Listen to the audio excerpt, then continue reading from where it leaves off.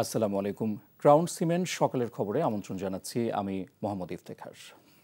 Automation বা স্বয়ংক্রিয় পদ্ধতিতে ভর্তি প্রক্রিয়া চালু হওয়ায় দেশের বেসরকারি মেডিকেল কলেজগুলোতে অসন্তোষ দেখা দিয়েছে। কারণ হিসেবে বলা হচ্ছে, এ নিয়মে ভর্তিচ্ছু শিক্ষার্থীরা পছন্দের প্রতিষ্ঠানে পড়ার সুযোগ পাচ্ছেন না। ফলে চিকিৎসা পেশায় আসতে নিরুৎসাহিত হচ্ছেন অনেক শিক্ষার্থী। নতুন এই নিয়মে শিক্ষার্থীদের অনাগ্রহ এবং ভর্তি জটিলতায় বেসরকারি মেডিকেল কলেজগুলোর অনেক আসনই পূরণ হচ্ছে না। লোকসানে পড়ে পিছিয়ে পড়ার আশঙ্কার কথা জানিয়েছেন বেসরকারি মেডিকেল কলেজ সংশ্লিষ্টরা। সেলিম মালিকের রিপোর্ট। দেশের সকল বেসরকারি মেডিকেল কলেজের শিক্ষার মান যেহেতু প্রায় সমান, তাই বাড়ির কাছে কুমিল্লার একটি কলেজে পড়ার ইচ্ছে ছিল শামীম সরকারের। কুমিল্লাতে কয়েকটা প্রাইভেট মেডিকেল কলেজ আছে, ভালো, তো সেম ক্যাটাগরিরই, ঢাকার মতোই। তো আমি চাইছিলাম যে ওইখানেই ভর্তি হব, কিন্তু আমি আলটিমেটলি দেখলাম অটোমেশন পদ্ধতির কারণে আমার মার্কস মেডিকেলে চলে আসছে। তো সেক্ষেত্রে আমার আসলে ইচ্ছার বিরুদ্ধে চলে গেল। তো সেক্ষেত্রে আমার বাধ্য হয়ে ঢাকাতে আসতে হয়েছে। ডেল্টা কিংবা ন্যাশনাল মেডিকেল কলেজে পড়ার ইচ্ছা থাকলেও অটোমেশন বা স্বয়ংক্রিয় পদ্ধতিতে ভর্তি পরীক্ষার কারণে সে সুযোগ থেকে বঞ্চিত হয়েছেন ইউএস বাংলা মেডিকেল কলেজে ভর্তি হতে বাধ্য হওয়া শিক্ষার্থী জারাফ হোসেন। মেরিট লিস্টটা আমার একটু পিছনে হওয়ার কারণে আমার ইউএস বাংলাও সিরিয়ালে ছিল, তো ওই অনুযায়ী আমার সিরিয়াল ইউএস বাংলা আসছে। তা আমি আমার পছন্দের মেডিকেলটা আমি ভর্তি হতে পারি নাই। 2022-23 শিক্ষাবর্ষ থেকে দেশের সরকারি বেসরকারি মেডিকেল কলেজে এমবিবিএস ভর্তিতে একযোগে অটোমেশন পদ্ধতি চালু করে সরকার। 2024-25 শিক্ষাবর্ষে দেখা যায় 37টি সরকারি মেডিকেল কলেজের সকল আসন পূরণ হলেও 67টি বেসরকারি মেডিকেল কলেজের 450টির বেশি আসন খালি রয়েছে। অটোমেশনে যেই কারণে নেওয়া হলো, সেটা যদি মেডিকেল কলেজের সিটগুলো যদি ফাঁকা যদি যায়, সেক্ষেত্রে আমাদেরকে বুঝে নিতে হবে যে এই সিস্টেমটা কার্যকরী রূপ রাখতে পারছে না। 60 জনের মধ্যে আমরা দেশি বিদেশি মিলিয়ে 53 জন ছাত্র পেয়েছি।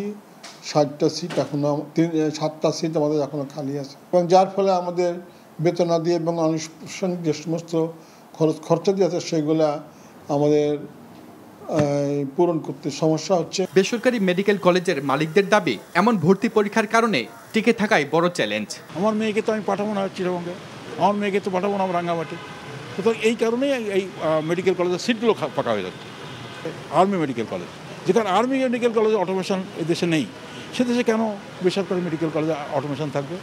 এটা কি এক দেশে দুই আইন হয়? কন্ট্রোল করতে চাওয়ার পেছনে তোমার একটাই উদ্দেশ্য, তোমার পেছনে প্রাইভেট মেডিকেল কলেজের লোকজন ঘুরুক, টাকা নিয়ে ঘুরুক, ঘুষ নিয়ে ঘুরুক, তুমি পকেটে টাকা পড়ো, এছাড়া আর কোনো কারণ তারা দেখাতে পারবে না। স্বাস্থ্য শিক্ষা অধিদপ্তরের মহাপরিচালক জানান, সংস্কারের মাধ্যমে ভর্তি পরীক্ষা আরও যুগোপযোগী করার চেষ্টা করছে সরকার। এখন যে বিদ্যমান আছে তার মধ্যে এটাই সবচেয়ে ভালো, তবে এটাকে আরও কোনো কিছু উন্নতি করা যায় কিনা সেটা নিয়ে আমরা চিন্তা ভাবনা করছি। পাশাপাশি চিকিৎসা শিক্ষা পরীক্ষাকে মুখস্থ বিদ্যার বাইরে এনে মানবিক চিকিৎসক তৈরিতে সরকার চেষ্টা চালাচ্ছে বলেও জানান তিনি। সেলিম মালিক, এনটিভি নিউজ, ঢাকা। 2 যুগ আগে বুয়েট শিক্ষার্থী সাবিকুন নাহার সনি হত্যা মামলার অন্যতম আসামি মুশফিক উদ্দিন টগরকে গ্রেফতার করেছে র্যাব। র্যাবের আইন ও গণমাধ্যম শাখা থেকে এ তথ্য জানানো হয়। ঢাকার আজিমপুর থেকে তাকে গ্রেফতার করা হয়। এ সময় তার কাছ থেকে একটি রিভলভার ও 156টি গুলি জব্দ করা হয়।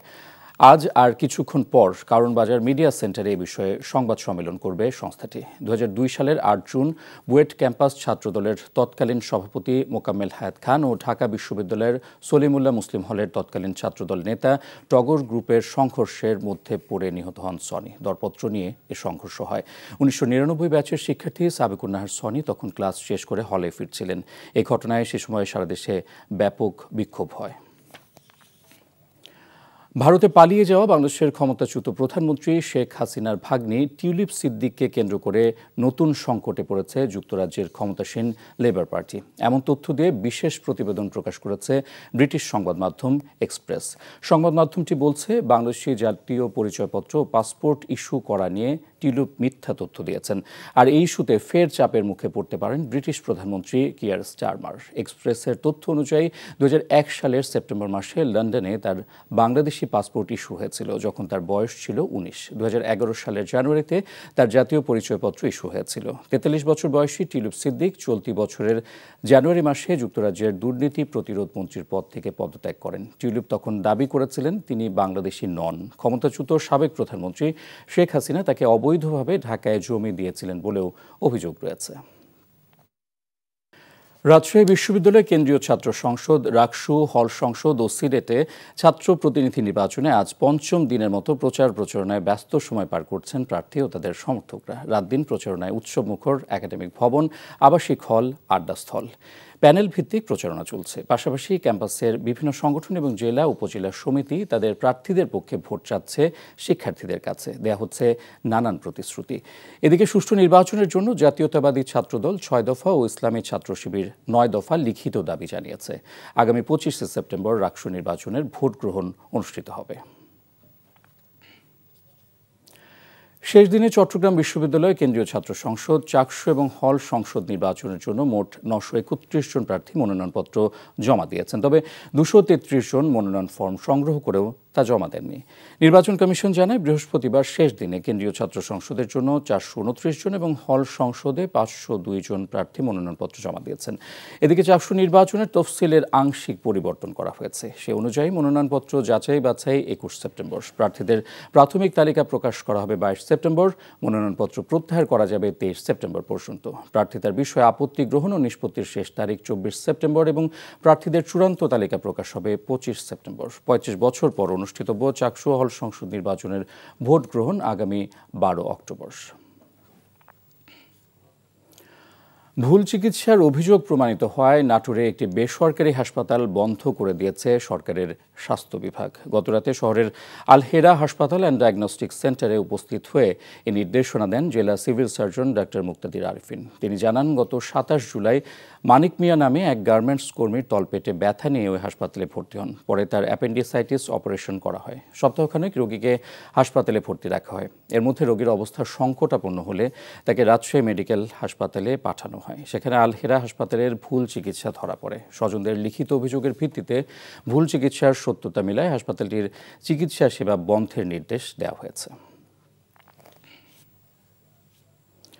কক্সবাজারের টেকনাফের বাহারছড়া ইউনিয়নের কচ্ছপিয়া পাহাড়ের চূড়া থেকে অপহরণের শিকার নারী ও শিশুসহ 66 জনকে উদ্ধার করেছে নৌবাহিনী ও কোস্টগার্ড। তবে এ সময় কোনো অপহরণকারীকে আটক করতে পারেনি তারা।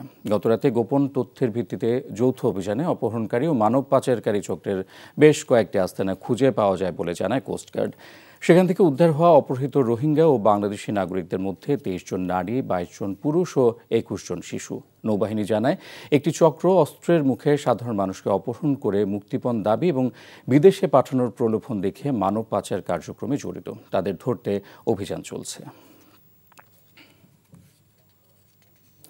জামালপুরে চাষ হচ্ছে সৌদি আরবের বারহি ও মেডজুল জাতের খেজুর। সদর উপজেলার স্থানীয় এক ব্যবসায়ী 3 একর জায়গা জুড়ে গড়ে তুলেছেন এই খেজুর বাগান। 5 বছর আগে করা খেজুর বাগানে গত 3 বছর ধরেই নিয়মিত ফলন আসছে। খেতে সুস্বাদু ও রঙের কারণে আকর্ষণীয় এই খেজুরের বেশ চাহিদা থাকায় খেজুরের পাশাপাশি চারা বিক্রি করে সফলতা পেয়েছেন এই উদ্যোক্তা। জামালপুর প্রতিনিধি আসমাউল আসিফের পাঠানো রিপোর্ট। জামালপুর সদর উপজেলার রশিদপুর ইউনিয়নের গাদাখালের পাড়ার স্থানীয় ব্যবসায়ী রফিকুল ইসলাম হেলাল নিজ বাড়ির পাশের 3 একর জমিতে গড়ে তুলেছেন সৌদি আরবের বারহি ও মেডজুল জাতের খেজুর বাগান। খেজুর চাষে ইতিমধ্যেই সফলতার মুখ দেখেছেন তিনি। জানা যায়, 5 বছর আগে 190টি বারহি ও মেডজুল জাতের চারা এনে গড়ে তোলেন এই খেজুর বাগান। বর্তমানে বাগানের 36টি গাছে খেজুরের ফলন এসেছে। থোকায় থোকায় প্রতিটি গাছে শোভা পাচ্ছে হলুদ বর্ণের খেজুর। বাজারের তুলনায় এই বাগানে চাষ করা খেজুরের দাম অনেকটাই কম। সুনাম ছড়িয়ে পড়ায় অনেকেই সুস্বাদু এই খেজুর ও এর চারা কিনতে আসছেন বাগানে।